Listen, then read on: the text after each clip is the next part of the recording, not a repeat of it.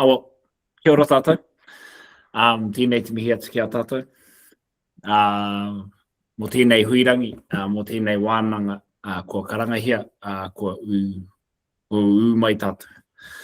Ka tuku mihi atu mai te tipiri top o te motu, taino atu ki te tauihu o te waka. Taino ki te punga o te waka o Māui, nau mai, piki mai, kake mai. Welcome everybody to this version on the 26th of March 2026, our Changemakers webinar. I will start our day with a karakia, no reira kia inoi tata. He honore, he krore ki te atua, mo tāna maunga arongo ki whenua, e whakaaro pai ki ngā tāngata katoa. Hei mua koe i a mātou i hoa, hei tohi o mātou mahi katoa. Ko koe anō hoki, he whakakaha i a mātou, kia whai krore ai mātou rote ai mahi katoa. He mea tīmata, he mea mahi, he mea whakauti roto i a koe. Kia whiwhi ai mātou i te oranga tonetanga. Tā te mea e a ta whaitia nei mātou i tēnei rā. Krore ki tō ingoa tapu. Amin. Kia ora tātou. Big, massive welcome to everybody who found time in their busy schedules to join us here today for our Changemakers wānanga. We're going to get straight into it. I'm going to introduce our kai kōrero for the day, Kane Kerionga. Tēnā koe, Kane. Kia ora everyone. Well, actually, we're going to flip the script today, and we're going to turn it back on Hone. I'm going to jump into the sort of facilitator, sort of asking the questions guy, and we're going to turn the mirror back on Hone, because I think, you know, a lot of the Changemaker space is about how we can do lots of test, learn and adapt, you know, sort of try new things. Even these webinars and a lot of the stuff in the Changemaker is just a lot of test and learn and adapting. And, you know, we've been talking, you know, a little bit about how we just do a lot of reflective practice in terms of what we're learning as we're going. And rather than doing that in a room just by ourselves, we actually thought this would be just a good live opportunity to kind of do that, you know, a little bit more sort of all together in this kind of space. And so, you know, I think one of the big parts of the kaupapa of Changemakers is that there's just, there's intelligence and there's skills and there's experience everywhere. You know, it's not about building a platform of experts. It's actually, you know, how do we create an ecosystem of leadership throughout, you know, different parts of our communities.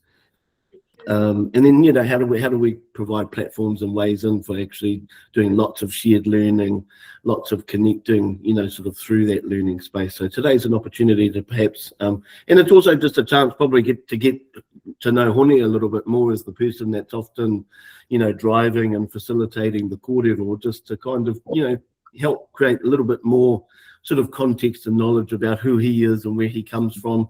And just talk about sort of his practice in terms of, you know, how he holds space and does a lot of the Changemaker work that he's doing in community as well. So, yeah, let's jump straight into it. And Hone, I'm interested, just talk to us a little bit about,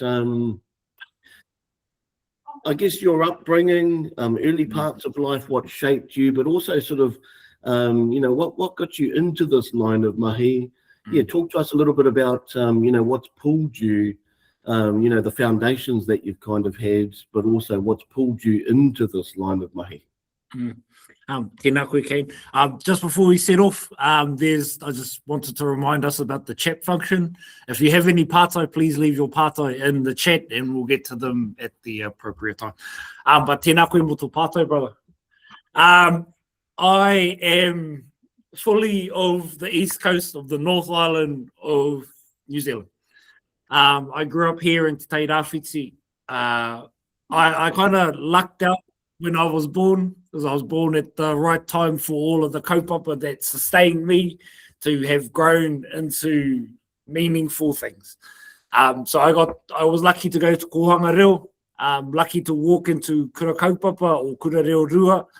I spent a lot of time with a wide variety of people, not just my immediate circle of whānau. And so it gives me a really unique perspective when I look at my community because these aren't just houses and people who live down the road from me. Most likely they're relations of mine. And then growing is probably one of the better moves my mother made was send me down to boarding school in Manawatu to Hatupora College, which was an eye-opening experience because up until I was 12, I had not experienced anything outside of living in Te Tairāwhiti. Living in Suranga, spending time further up the coast, down into Kahungunu, was my life. And then this little Maori boy got picked up and dropped in the middle of cold, wet farmland Manawatu. It was a fun experience. The key learning that my mother and I spoke about from my experience at Hatupara was I got to meet other people from other walks of life, from other places, and it opened my eyes to what you need to be to function within a space like that. Māori boys' boarding schools were quite rough and tumble kind of places, so I had to be open to the experience. I had to harden myself in some ways. I had to soften myself in some ways. But eventually we got there. I stayed there for the 5 years of my high school. And then pathways were open to me. Made my way down to Victoria University in Wellington. Didn't particularly like the university experience. It kind of led to some really, really dumb decisions on my part. And we won't go into those very, very, very deeply. But then I found myself in Palmy. I got a job at Kohanga Reo, which was a really easy thing for me because I already had Reo. I grew up in kaupapa Māori. But then I got sick. I got sick, and then my grandmother rang me. She didn't particularly like phones, but she rang me, come home now. I got on the flight, got on the plane, flew home, and I never left. That was 2009, end of 2009, beginning of 2010. I kind of moved away from using my brain for a long time. I started working in factories, started working in mills. Machinery is a really, really simple thing for me. Worked at a local mill for about 8 years. Got a phone call from my auntie. We're looking for some kaimahi to help with one of the iwi organisations that exists here in Suranga. And kind of just walked into what eventuated as the Whānau Ora organisation here in Suranga, which was kind of my start in the social sector. Yeah. And so from the interesting part of that part of my journey was that it wasn't just the social mahi that I did. I was a representative of my local hapu, local iwi. And so more often than not, I got put into other spaces to be the mouthpiece for that whakaaro, to represent on behalf of my iwi. And just so you know, I'm not much of a out front and talk person. I've always kind of been a knife hand at the marae. I've been a grave digger, a hangi hole person, very back behind the scenes kind of contributor to my local community. But the learning I got from that was that I didn't see many of my relations stepping forward into those spaces. And so I just had to become that. Luckily for me, I've always had a really, really good control of my vocabulary, both in English and Māori. And the ability to code switch, which I had to learn when I was dealing within a day, I could be dealing with CEOs, and I could also be dealing with people who perpetrate family violence. So anywhere in between there is what I had to learn how to speak. And so working at my iwi, more often than not, I got pulled out of the social sector part of my mahi and put into iwi space. I was asked by Tim Marshall to come and support or come for a secondment to go work with Safe Man, Safe Family. Brian, you know very, very much about Safe Man, Safe Family. The Vic Tamati story, how he became a safe man by working with his whānau on what they needed to feel safe around him.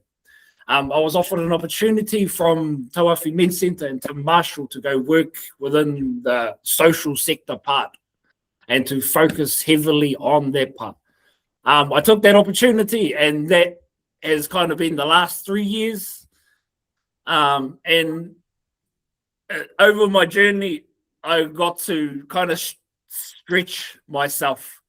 I found myself in really interesting places. So instead of me tackling the idea of family violence, I could add to the foundation of people's lives. So I spent a lot of time in housing hui.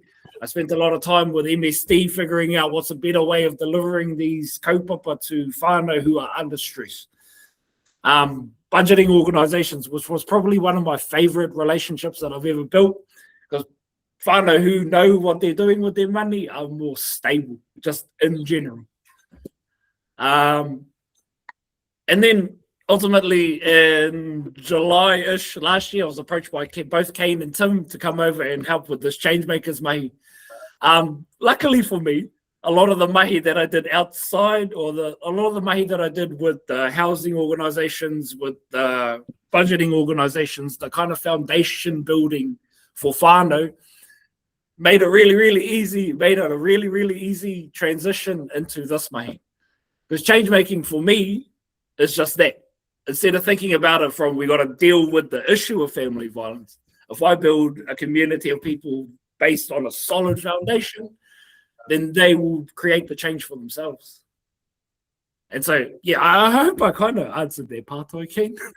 Yeah, cool. I want to come back to some of that stuff, but one thing I want to pick up on, because I think it came through a little bit of Willis's corridor last time, was just about being more comfortable in the back, you know, and then that sort of transition into sort of a little bit more of the front work, you know, and so yeah, just talk us through a little bit about, you know, kind of, I guess, those steps forward into more of the front, you know, kind of roles, just how that sat with you, and where have you drawn sort of the strength or the push, I guess, to kind of know that's what's required, but to navigate through feeling the weight of the responsibilities that you carry as you kind of, you know, come to do a little bit more of that work out front. Again, I was really lucky. I have examples of people who took that exact journey, but within a marae context.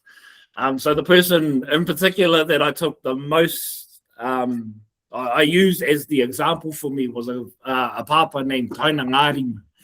Taina Ngārimu, he grew up in Makarika, which is a tiny little place on the East Coast where we share whakapapa.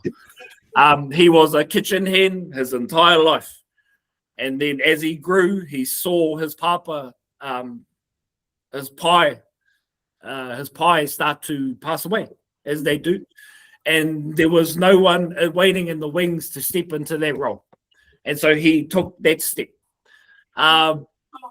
When I was at primary school, I got to see him directly in the front-facing part of it.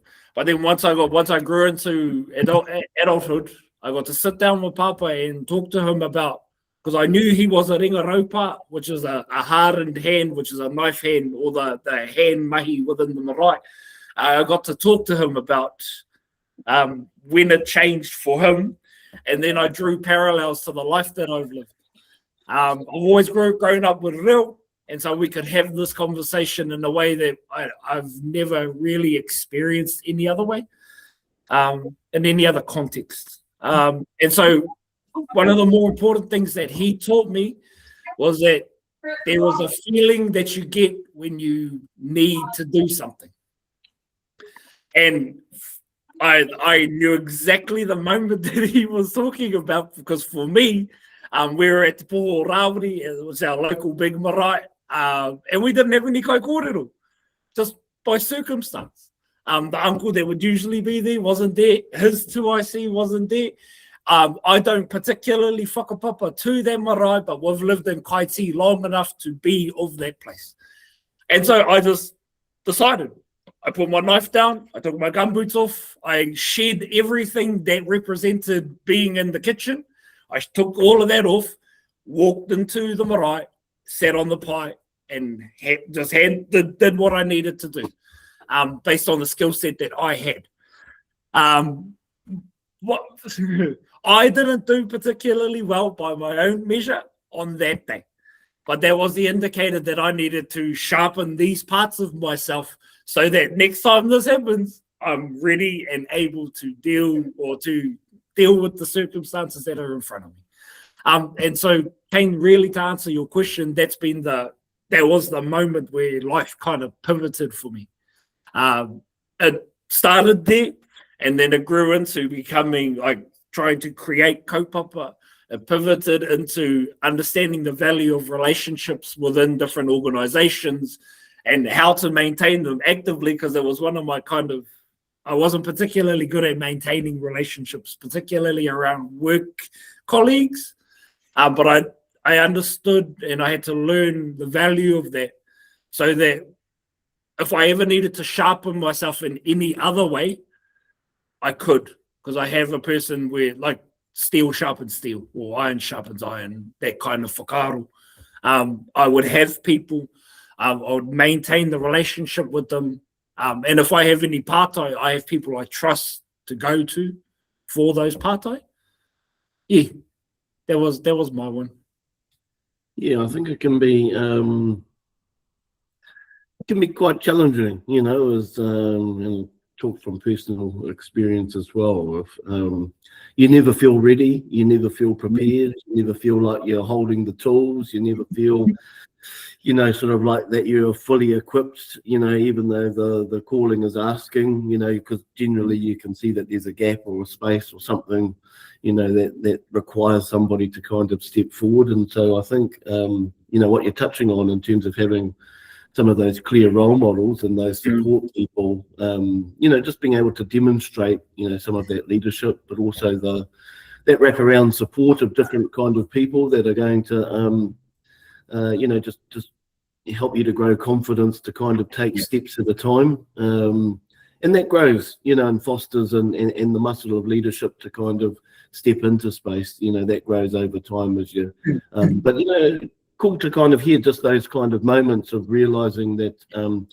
interested that not just being able to see the gap, but sometimes listening to your own internal puku around, sort of your own growth and your own development and wanting to sharpen in spaces. Just kind of keen to hear a little bit more about what helps you to keep the tool sharp, or, like what are those practices that you go to in terms of, your own learning, your own development, your own leadership?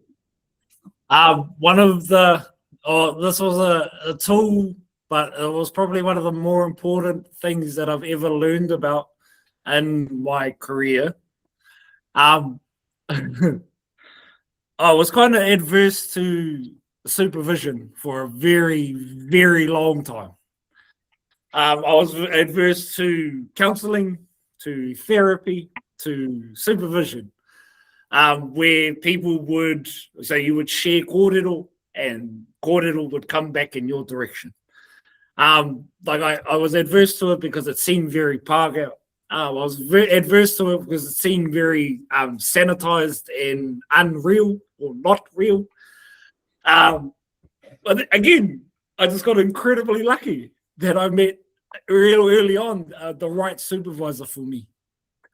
A Māori male, an older Māori male, and he just opened my eyes to the function, firstly, of supervision.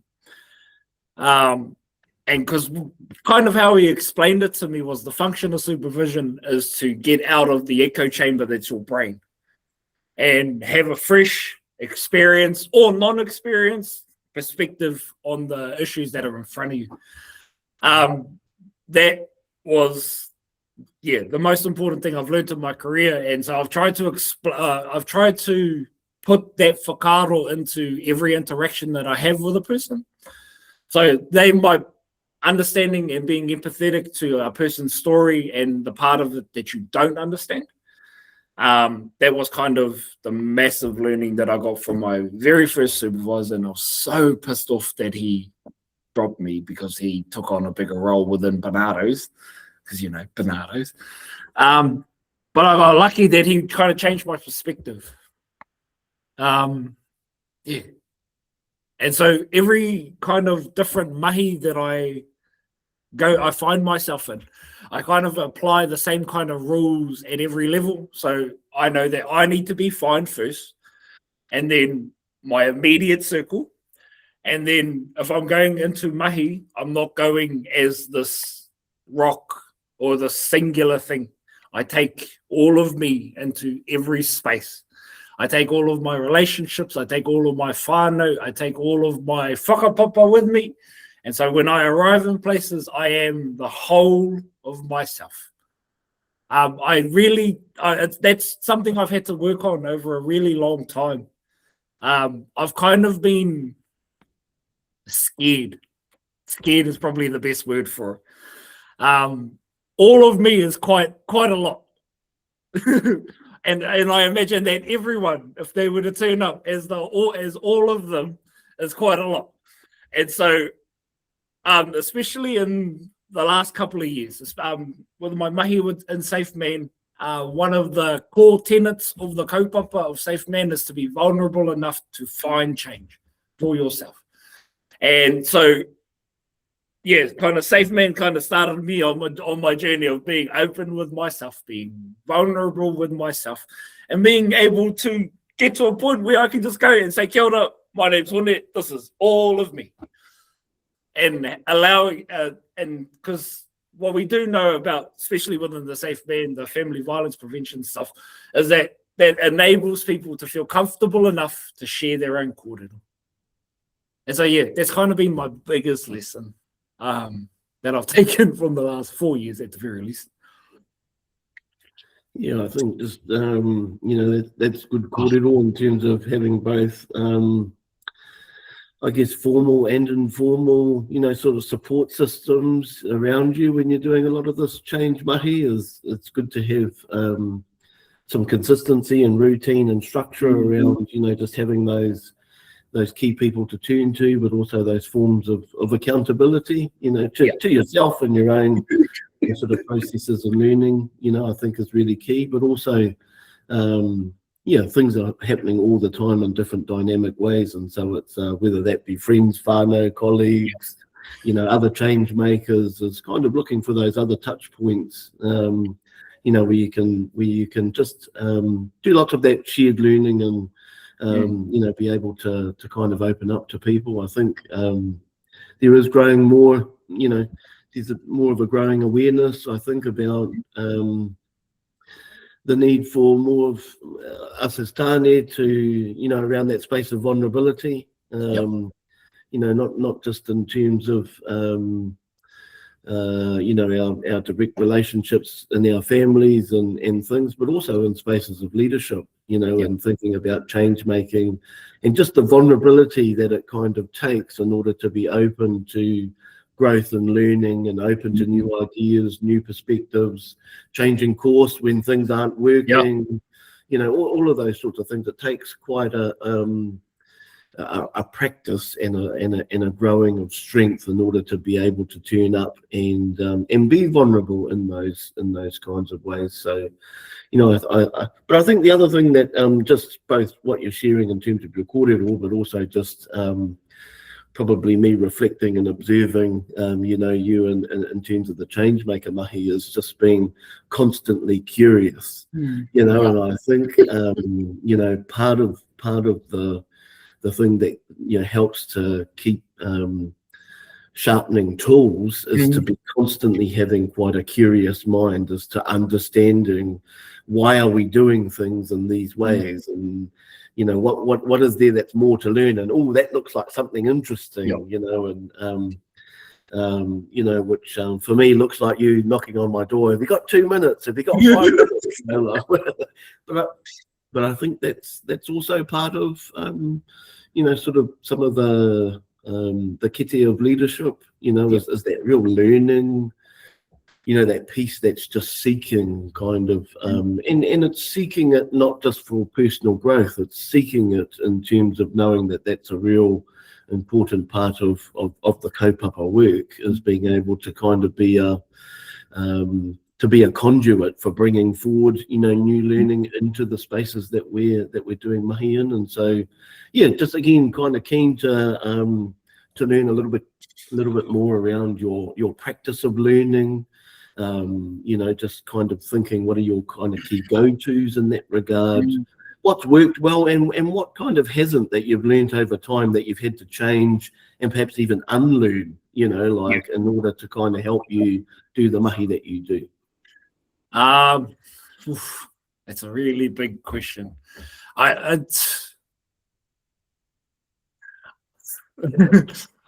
might sound like that my whole life has been incredibly lucky, but it kind of has. Real early on in my mahi with my iwi, I got to spend a lot of time with a group or a kaupapa called Te Pewhairangi. Te Pewhairangi was managed by a lady named Tania Rauna. Tania Rauna, her ultimate goal is to remove the power of oranga tamariki to uplift Māori children at all. So that's kind of her Hawaii ki ho when it comes to her kaupapa of Te Pewhairangi. And so within my journey, within the iwi organisation, I got to share space with her, and she kind of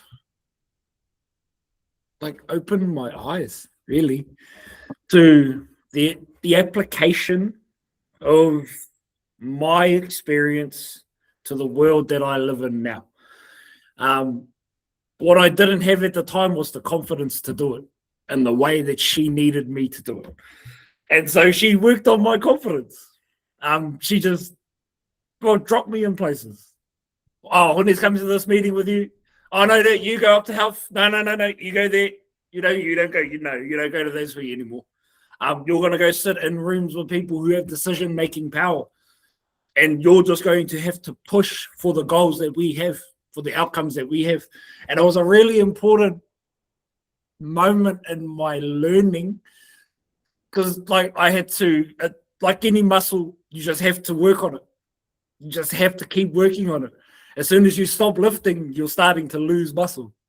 And so I just had to keep working on it. And so I didn't realize it, and I didn't appreciate it at the time. But her dropping me in these rooms was her helping me work on that muscle of mine. And then all of me came to the table. Once I brought all of me to the table, then because I felt comfortable in those spaces, I felt enabled.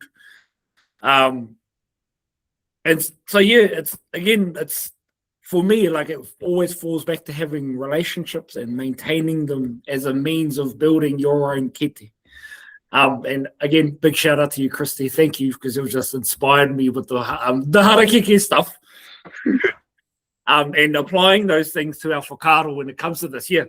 And so in this way, a kete is the best metaphor for this. So when I walked into my iwi organisation, I had a kete. It was relatively full. And so me and my invulnerability thought,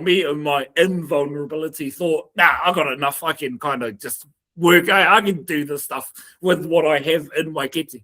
But then hitting this wall, meeting Tania Rauna, being put into these really, really uncomfortable places. And because one thing, I don't know if everyone knows this, but I'm particularly fond of swearing. I don't know if it's a good thing or not. But one of the biggest things that I had to learn was there was applicable swearing. And some places just are not appropriate for that kind of language. And because that was I had to actively tell myself not to swear at this person who wants to take one of my kids. And these are just not my kids specifically, but these are mokopuna of mine. These are whanaunga of mine. Especially when I was working in the oranga tamariki space.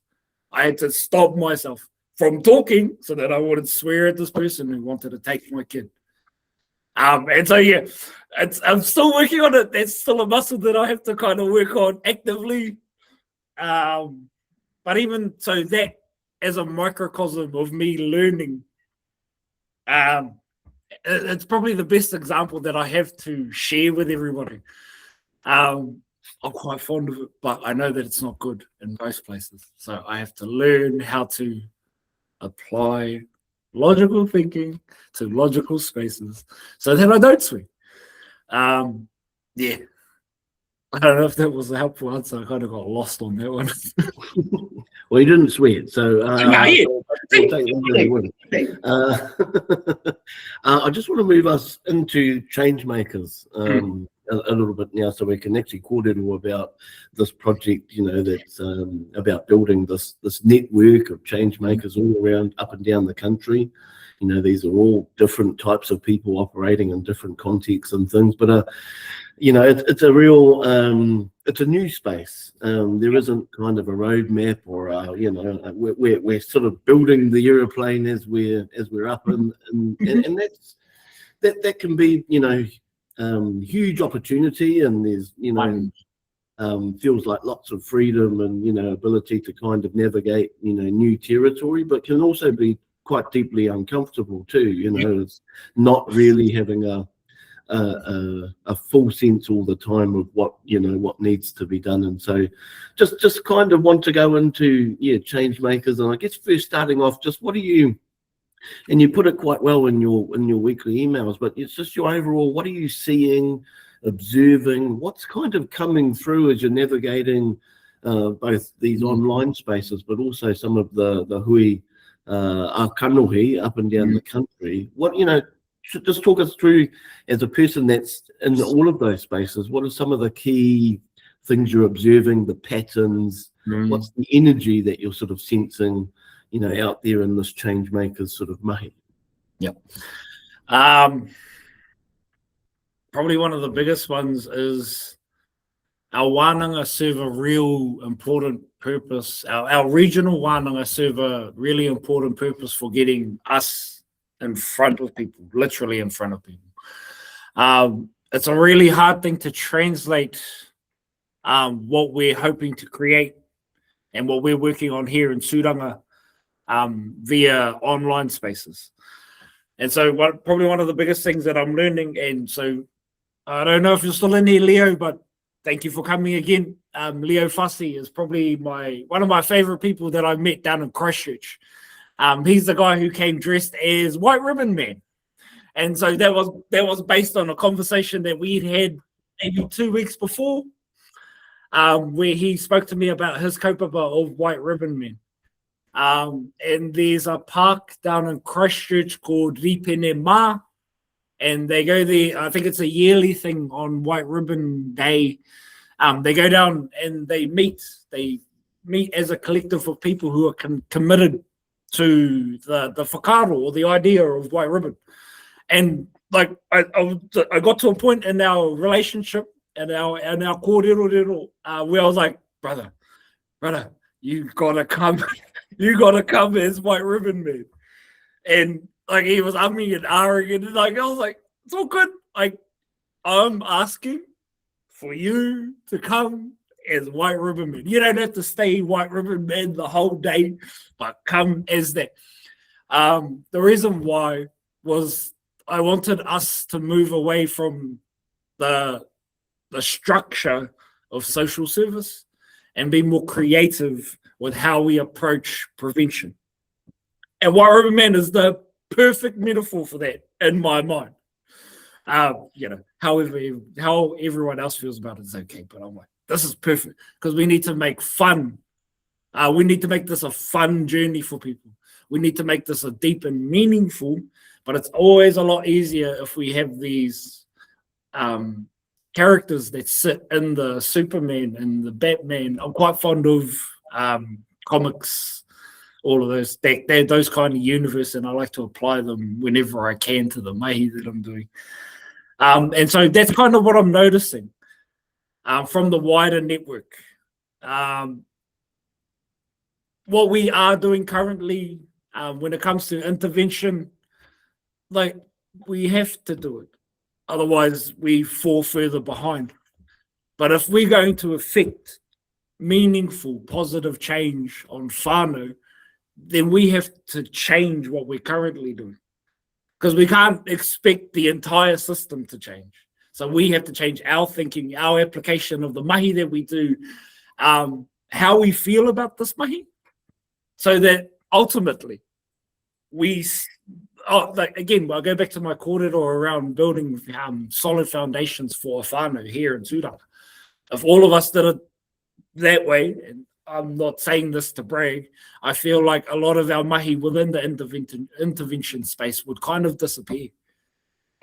If people had functional budgeting skills, if we each had a home we could comfortably go to, if we all had mahi, so that we have a wage that we can live on,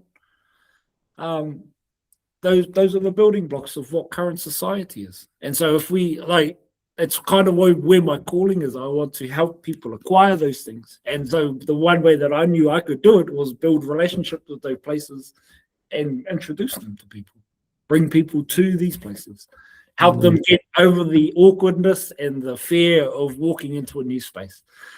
And so that's what I'm noticing. People who work in intervention, in solely intervention, are tired of just doing intervention because it's the same walls we're hitting every day, every week, every month. We're tired of that. And so we have to be creative when we're creating new pathways for finding intervention. And if it's prevention, then they never get to the point where they need to be intervened with. Yeah, that's kind of what I'm noticing. Kia ora moina whakaro. I think, me too. Sort of sensing, one, there's definitely an appetite for change, and coming from lots of different spaces. I think also that people turning up to this sort of space are not just your usual suspects. I think we're getting a little bit more diversity of kind of change maker, and it coming from lots of different places and spaces in our communities. And so and because of that, the vibe is changing, but also some of the creative ideas coming forward are changing as well. People are talking about rongoa and maramataka and hunting and fishing and sports, and they're talking about all of the different places that we can help to be kind of thinking about prevention, but in a slightly different kind of way. And I think bringing a little bit more intentional focus to the work that needs to be happening to support our whānau, to be particularly, how do we support our tāne, in a lot of our communities, but also thinking a little bit about the systems change kind of mahi as well. As some of the longer term, some of it's quite complex, but actually people starting to lean in and kind of almost a sense of maturity and kind of understanding that that's some of the elements, those structural things you're talking about. We also need to be thinking quite creatively about how we, bring a lot of the different partnerships and collaborations around those spaces to kind of tackle some of that stuff as well. Just one question, and then I might start opening it up to some of the others, to if there's any partai. So put them in our thread if you've got any specific partai. But just thinking about someone who often is holding the space. You're facilitating a lot. You're sort of doing a lot of the direction and facilitating of holding shape to kōrero, and at one sense it's a real cool thing to have diverse groups of people kind of coming through, but also it's how do you kind of go about, I guess, holding the tension of creating a place that feels inclusive, it feels open, it feels safe for people to kind of engage with, but also that it's a space of real kōrero, of truth, of people being able to come forward, and really express, their ideas. As somebody who's, sort of working in that space, both at a whānau level, but also up in this, this leadership sort of space, how do you go about kind of, designing and then holding that sort of space and some of the tensions of those spaces? working at Tawawhi Men's Centre as a part of the Safe Man, Safe Family group, kind of brought me into, well, what they call manatane, but men's groups. Sitting with people who are going through raru. And there's a real life right in front of me, raru, that men here in Suranganui Akiwa are facing. And these are, run-of-the-mill raru. My partner and I are arguing tonight, so I decided to come to group instead of having a fight. The kind of sharpening that I needed to do to be able to sit in those spaces just came from listening. I've always kind of prided myself on my ability to hear and listen actively to the kōrero that's being put in front of me. So that's what the holding spaces at one kind of end. Moving into more of the leadership, the creation, the networking, the relationship management kind of end of it. I kind of just applied the same kind of whakaaro that I learned from Winton Ropia. One of the biggest things, and I had to sit him down and actually ask him this, like, do you actually want to ask people questions? Yeah. His answer was yes, but realistically, only 2. And those 2 are based on the kōrero that you already have of this person. Tūranga is quite small, and so everyone is like 2 degrees of separation from each other. So if I don't know you personally, I know someone who knows who you are. So again, luck. I lucked out living and growing up in a really, really small place where I have whakapapa. And so most of the tāne who come into mana tāne are either I know them or I know someone who does. And so there's not much you can kind of hide from me. But being in manatane, being in men's group spaces, told me the value, like it really reinforced the value of being able to listen, hear, and read the room, read the person when it comes to the ebbs and flows of a conversation. The mahi for our Changemakers wānanga is just an expansion of that.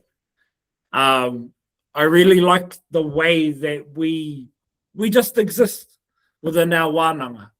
And we seem to be magnetic to people who want to really unload and like free up space in their mind. And like our Huidan and Pōneke was pretty much the perfect example of that when we had when I brought our mate up to the window, and because it was just based on him and I having a kōrero. And I brought him to the window and I introduced him to that tira that was down there. That was pretty much the greatest representation of the way that I do my mahi. Me and other tāne find ourselves in spaces, and I don't know what it is. It must just be a vibe people get from me. I don't know how to explain it pretty much any further than that. Like they feel comfortable. They may not know me particularly well. And I haven't actually sat down and had a wānanga about this. I intend to, by the way, just to figure out what it is. But there are people that I have met in my mahi, in my life, that feel the same way as me. Or that I know I can feel a kind of kindred spirit with. I can confidently say that Tim Marshall is definitely one of those people. I feel comfortable. I have always felt comfortable with Tim. And then he brings his knowledge of the stuff to it. And it was the most amazing feeling to feel absolutely comfortable with a person, to share the entirety of myself and then have him affirm or reaffirm things to me that helped me in my growth and my learning ability. So yeah, kare tuatu I tērā moku. Yeah. Yeah, I think again, just through observation, it's just I think of any hui of any type is good preparation. You know, being really key and thinking quite deliberately about the environment and the conditions of that experience. You know, is the attention that's put to that. You know, often, you know, has a big influence in terms of how that space is then held, and I think that's really key to it. And then just, you know, kind of also some of the post-care sort of stuff as well, you know, in terms of if they be relationally driven, that they don't sort of begin and end inside of the hui, as they, you know, kind of overlap and start before the hui starts and end far after the hui ends. So I think, you know, those kind of key things. I think it's also just like one of the things we've been using, you know, particularly in our regional wānanga, it's just the idea of using this and sort of saying to everybody, our hui is this, not that, because there is at the moment lots of frustration, there's lots of challenges, people are turning up with all sorts of different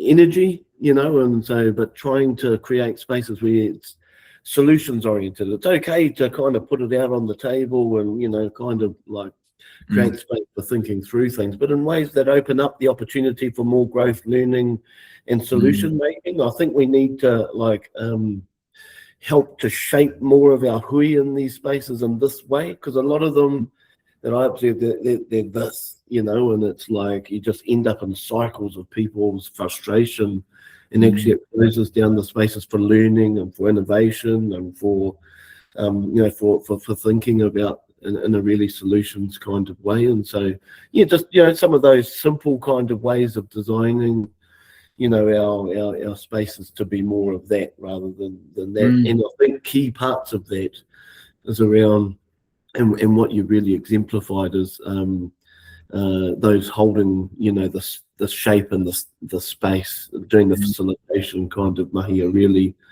central, you know, and influential to holding that as that aki, you know, kind of thing. So it's all mana up rather than kind of mana down.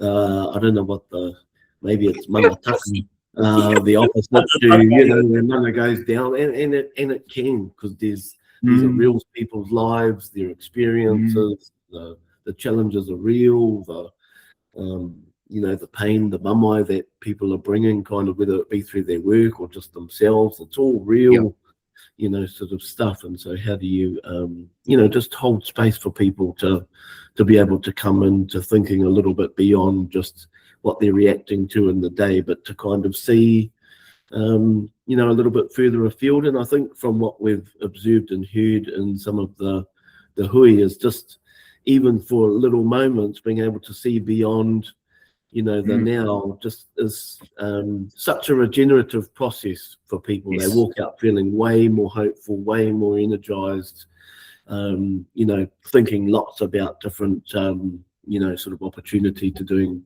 things in different ways. So I think that being really, really quite key as well. I might just open it up. There's only a few of us, so if there's any other questions that people have got based on some of the kōrero. I see in the chat there's some stuff around leadership skills, mātauranga Māori neurodiverse. That's an interesting kaupapa, one that maybe we can actually find another, maybe do another session specifically on some of the space, because that would be good to kind of deep dive into. And as a parent with you know, a son with who's neurodiverse, you know, it's just exploring that kind of a little bit more would be sort of something for a longer conversation. But interested just more generally in terms of mātauranga Māori is kind of, again, another sort of tool, well, not a tool, but, you know, another piece of strength to kind of how we bring mātauranga Māori into space. And you've already touched on,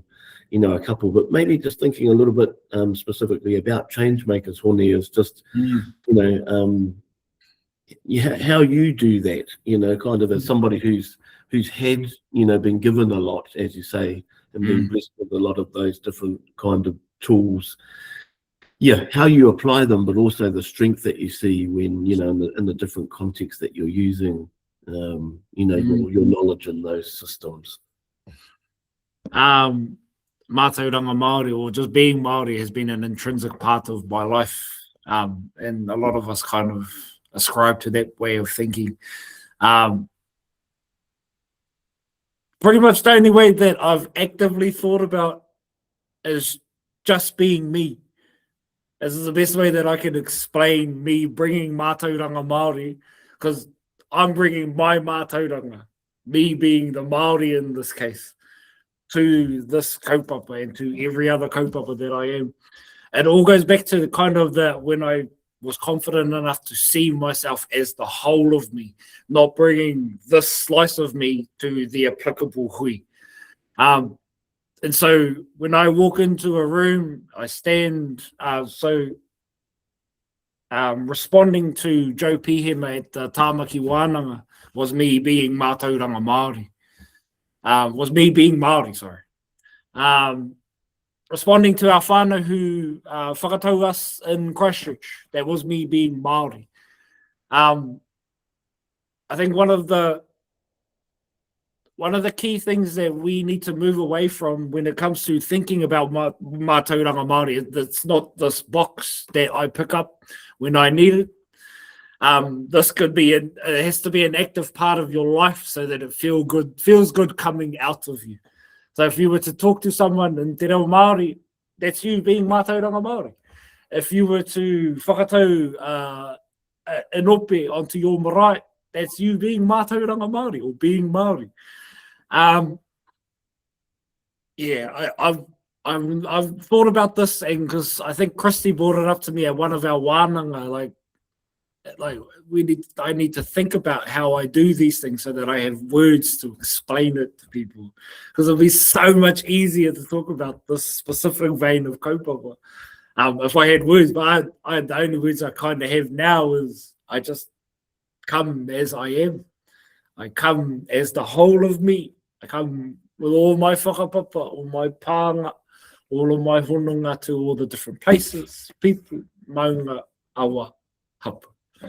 Yeah, te Yeah, I think two things I would draw on is one, I think our mātauranga always draws us to be really relationally first, you know, and so that be the platform for which any kaupapa is really built on. And so I think it always steers us towards making sure that, you know, everybody is the presencing of not just the person, but everything that they kind of bring with them. I think that's really important.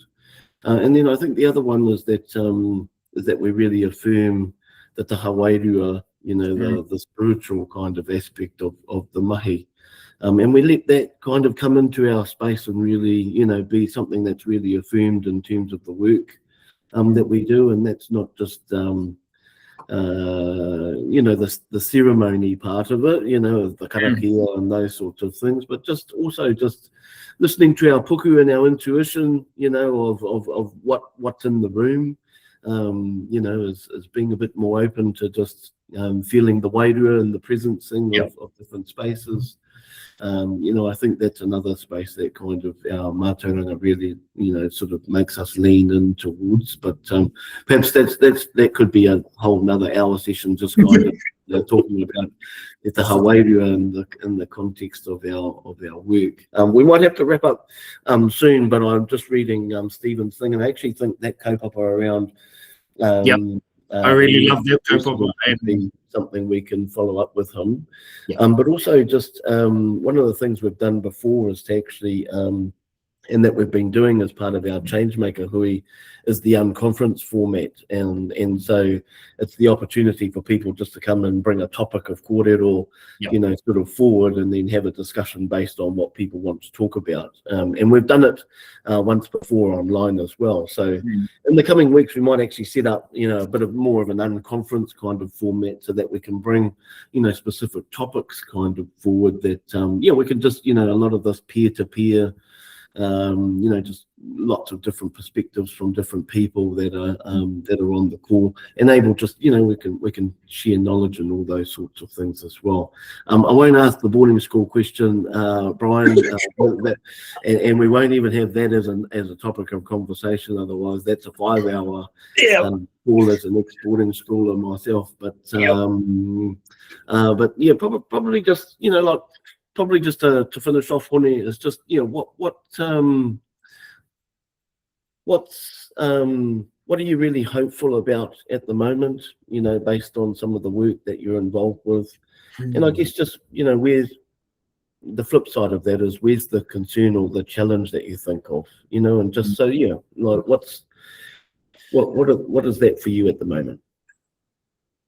On the optimist side of that partai, I was lucky, really, to meet a lady at our tāmaki wānanga whose name is Helena Simpson. Helena Simpson started a kaupapa called Garden in a Box. The lucky part for me was that I found within the unconference part of our wānanga in Tāmaki, I spoke about the Chalk the Walk kaupapa that we held here in Suranga. And for some reason, she felt some kind of hononga to that. She came to the circle that we were sitting in, and she spoke about her experience with opening this business called Garden in a Box, which is literally garden, a food garden in a box. But all of my learnings and all of my experiences, all of my ability to read a person and read them in their wairua, in their vibe, came to a fore in the moment where she sat down and started talking about Garden in a Box. Now, she'll say that she wasn't physically fizzing, but I could see her vibrating with her passion on that kaupapa, and then talking about all the different webs that it could contribute to within the wider Changemakers space. So talking about community gardening, talking about taking it into kura and helping kids learn how to grow kai for themselves, using it as a method for curbing homelessness and hunger. And she was just absolutely fizzing on that day. And so she's been one of the people that I've really kind of invested a lot of the time that I have for Changemakers into. Trying to connect her with the right person, because, again, like myself, she does a lot of the I will do and I can do and I know this person. And so getting the I to a we has been the biggest mission I've had in the weeks following our tāmaki wānanga. But the real the real part of my optimism is that I've met a person like that at each of our wānanga. I've met a person who was just fizzing about a kaupapa that they are part of, or they have seen, or they want to contribute to. And if it tells me anything, that people in those places are fizzing about kaupapa, all we have to do is just put them on the whāriki together, connect them in the right way, in a meaningful way, so that we can expand the fizz. On the flip side of that, I feel like our kaupapa is really, really on a tightrope. It's probably the best way I can say it. Because, like you say, we're building the airplane as we're flying it. If we miss something, it's markedly bigger than it would be had we already had the roadmap, had we already the airplane or had already been built. And I like to put a lot of pressure on myself. So I'm like, okay, if I just function within an understanding for me that we are on a tightrope and these things need to happen, we'll get there. And with the support of the wider backboning team, our national team, the champions and all of that kind of stuff. But the safest way for me to see it is if I feel like I'm kind of on a tightrope, so that I have to keep myself sharp, I have to keep myself up, I have to keep myself well. I recently have started a health journey, because I knew that I would get mawiwi within the winter, which is kind of a critical time for us as a kaupapa. I've had to step out of the mahi version of myself to see, okay, where do I need to pick myself up so that I can commit fully to these kaupapa that I'm like truly passionate about. So yeah, it is a kind of a concern, but not really from where I'm sitting. And because I feel safe enough to be, I'm surrounded by amazing people. Just absolutely amazing people who have broader, wider skill sets than me alone can ever have. And I trust in these people to, hey, if I need to be held up, I need to be held up. If I need to be, if I need to be whakatika, I trust these people to whakatika me.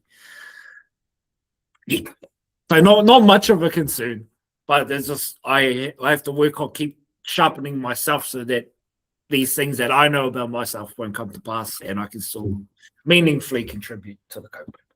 Well, ka pai ina kōrero, I think it really, highlights to a lot of the things that our champions have been sort of saying is, there's the work out, but there's the work in, and it's constantly working in both of those spaces simultaneously, and so, kia ora moena kōrero. We'll finish off there. I know we're a couple of minutes over. Thank you, everybody, for coming out, spending a little bit of time with us. We'll do, some of the notes up from this hui, and Hone will be sending them out with the emails and things like that. But just big kia kaha, kia mai, kia manawa nui, whatever space you're working in, and community or whatever you're doing at the moment. Just sending lots of good energy and vibes and strength to you all. I know everybody does, doing tremendous amount of mahi at the moment in different communities. So just big thanks for sharing a little bit of time with us today, and thank you, Hone, for sharing yourself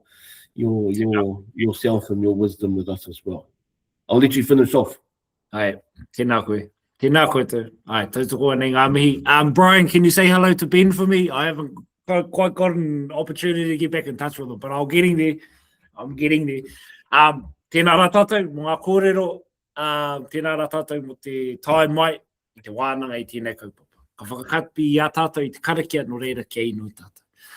E te atua, whakatūwheratia mai kia mātou ngā huarahi o te tika, te ora, te pono, te kaha, me te māramatanga. Mā mātou koe whakamoimiti, whakakrōria ki tō inu matapu. Amine. Amine. Tērā tātou. Kia ora tātou.